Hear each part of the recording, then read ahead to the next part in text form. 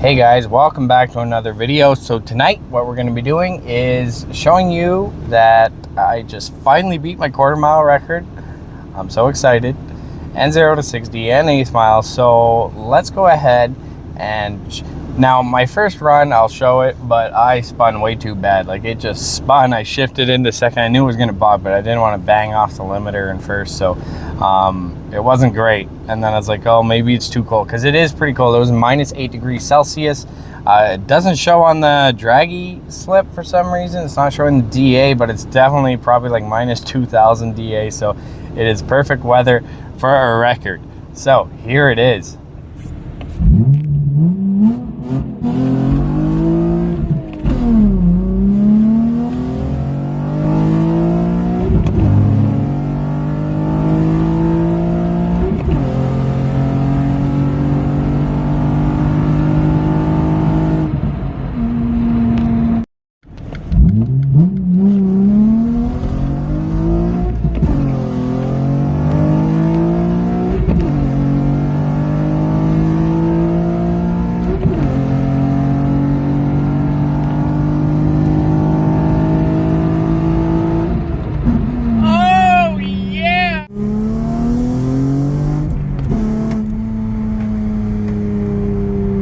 Guys, so there it is. Finally got a 12-second quarter mile. I'm so excited, as you heard in the little video there, my screech of excitement.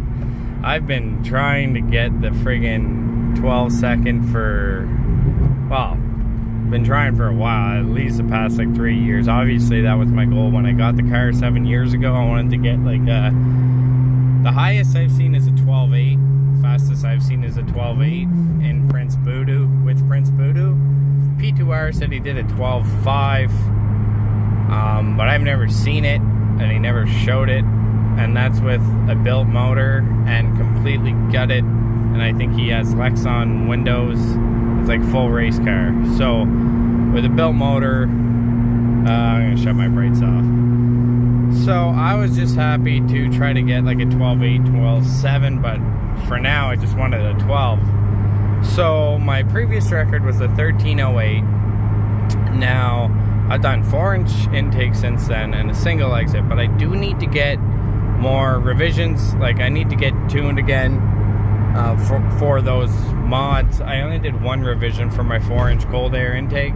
Now I did remove the passenger seat, and the single exit shaved another like 40 pounds off, I believe. So right there I shaved about 110 pounds off of the car. So I knew I was able to, because my record's 13.08. They say 100 pounds shaves 1/10 of a second.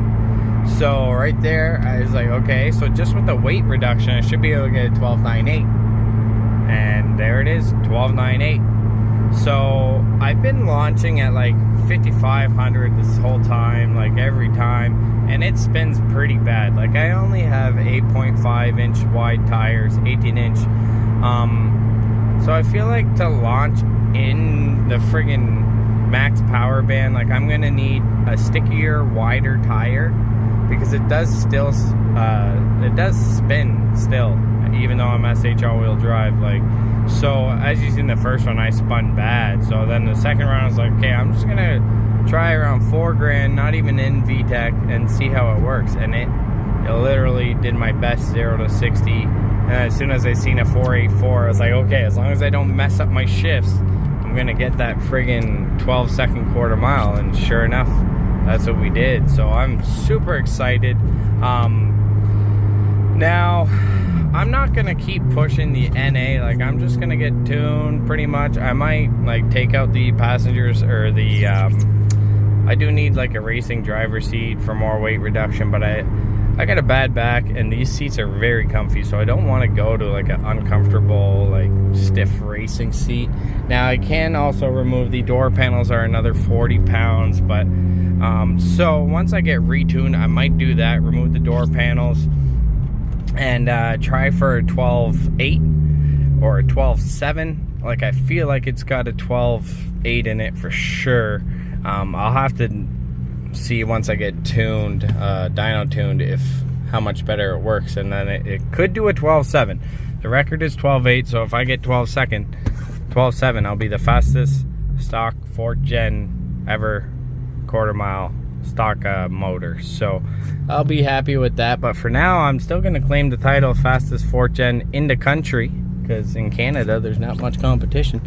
And and Leo or Garrett Media has the fastest 3rd gen stock motor, and he posted his 60 to 130, and now you can be like, oh, that's a draggy time, come line up.